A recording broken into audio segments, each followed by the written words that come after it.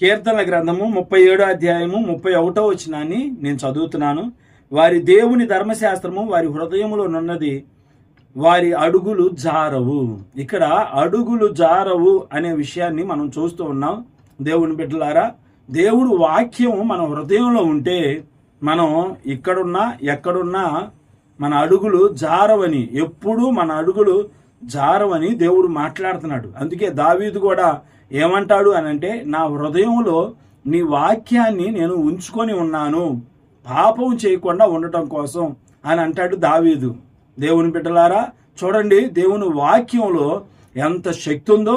దేవుని వాక్యం వల్ల మన అడుగులు జారవని, దేవుడి వాక్యం వలన, దేవుని వాక్యాన్ని మనం మన హృదయాల్లో దాచుకోవటం వల్ల ఏ తప్పు చేయవని, పాపం చేయవని, నేరాలు ఘోరాలు చేయవని దేవుడు మాట్లాడుతున్నాడు. దేవుడు వాక్యం బలం కలిగింది.